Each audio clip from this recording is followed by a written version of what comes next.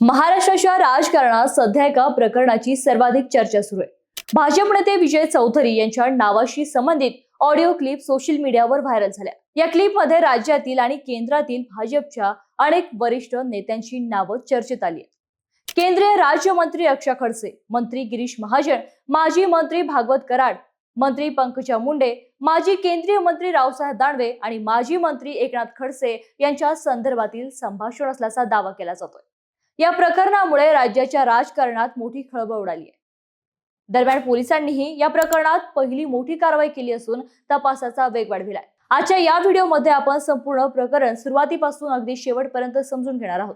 नमस्कार, मी श्यामल साबळे आणि तुम्ही पाहतात सरळ सोपं। सुरुवातीला सोशल मीडियावर मंत्री गिरीश महाजन आणि भाजप नेते विजय चौधरी यांच्यातील संभाषण असल्याचा दावा करणारी एक ऑडिओ क्लिप व्हायरल झाली।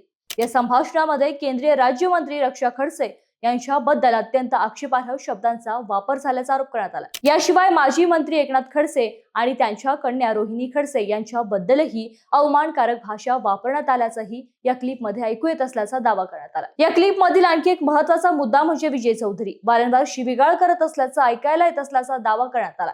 या संपूर्ण संभाषणादरम्यान मंत्री गिरीश महाजन यांनी त्यांना थांबवलं नाही, अशी टीका आता विरोधकांकडून जोर धरतीये। आपण रक्षा खडसेला मंत्री बनवून ठेवले, मग हिला काढलं पाहिजे, हे कुठेतरी थांबलं पाहिजे ना, उठले सुटले घाणेरडे काही आरोप करतो। या दरम्यान मंत्री गिरीश महाजन हो करताना दिसतात। त्यानंतर विजय चौधरी यांच्या नावाशी संबंधित आणखी ऑडिओ क्लिप सोशल मीडियावर समोर आल्या। यातील एका कथित क्लिप मध्ये माजी मंत्री डॉक्टर भागवत कराड आणि विजय चौधरी यांच्यातील संभाषण असल्याचा दावा करण्यात आला। या संभाषणात मंत्री पंकजा मुंडे आणि रावसाहेब दानवे यांच्याबद्दलही चर्चा झाल्याचं सांगितलं जातंय। एका मागोमाग एक ऑडिओ क्लिप समोर येत असल्याने भाजपच्या अंतर्गत राजकारणाची चर्चा अधिक रंगू लागली आहे। या संपूर्ण प्रकरणावरून विरोधकांनी भाजपवर जोरदार निशाणा साधला। सत्ताधारी पक्षातील नेत्यांमध्ये अशा प्रकारची भाषा वापरली जात असेल तर हा महिलांचा अपमान असल्याची टीका करण्यात आली आहे। सोशल मीडियावरही या क्लिप मोठ्या प्रमाणात शेअर केल्या जाऊ लागल्या।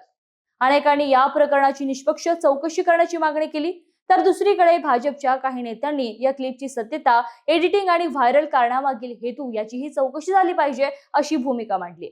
या प्रकरणात मोठं वळण आलं ते पोलिसांच्या कारवाईमुळे। भाजप नेते विजय चौधरी यांच्या कथित ऑडिओ क्लिप व्हायरल प्रकरणात पोलिसांनी पहिली मोठी कारवाई केली। विजय चौधरी यांचे स्वीय सहाय्यक यश टिपरे याला पुण्यातून ताब्यात घेण्यात आलं। ही कारवाई समोर आल्यानंतर या प्रकरणाकडे संपूर्ण राज्याचं लक्ष लागलं। माहितीनुसार विजय चौधरी यांच्या मोबाईल मधील डेटा एका पेनड्राईव्ह मध्ये कॉपी करण्यात आला होता। हा डेटा स्वीय सहाय्यक यश टिपरे यांनी घेतल्याचा संशय व्यक्त करण्यात आला। याच कारणामुळे पोलिसांनी त्याला चौकशीसाठी ताब्यात घेतलं। त्याला न्यायालयात हजर करून पुढील तपासासाठी पोलीस कोठडीची मागणी केली जाऊ शकते। ऑडिओ क्लिप व्हायरल झाल्यानंतर विजय चौधरी यांच्या मुलाने उपनगर पोलीस ठाण्यात गुन्हा दाखल केला। तक्रारीत मोबाईल मधील डेटा बेकायदेशीररित्या कॉपी करून तो व्हायरल करण्याचा त्याच्यावरती आरोप करण्यात आला। यानंतर पोलिसांनी तांत्रिक तपास सुरू केला।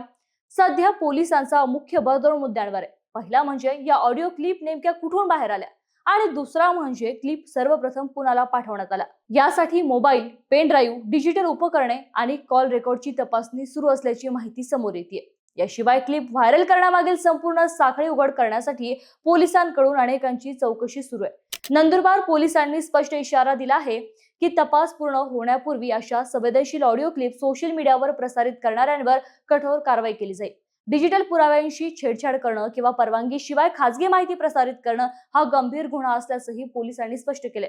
एका मागोमाग एक व्हायरल होणाऱ्या ऑडिओ क्लिप, त्यातून समोर येणारी राजकीय चर्चा आणि आता सुरू झालेली पोलिसांची कारवाई यामुळे हे प्रकरण महाराष्ट्राच्या राजकारणातील सर्वात चर्चेच्या विषयांपैकी एक बनले। मात्र या प्रकरणातील अनेक बाबींचा तपास अद्याप सुरू आहे, त्यामुळे अंतिम निष्कर्ष तपास पूर्ण झाल्यानंतरच स्पष्ट होईल। या प्रकरणात पुढे आणखी कोणते खुलासे होतात, तपासात आणखी कुणाची नावं समोर येतात आणि राजकीय काय परिणाम होतो याकडे संपूर्ण राज्याचं लक्ष लागलंय। तोपर्यंत अशाच महत्त्वाच्या आणि विश्वासार्ह राजकीय अपडेटसाठी आपल्या सरळ सोपं या पेजला फॉलो आणि सबस्क्राईब करायला विसरू नका।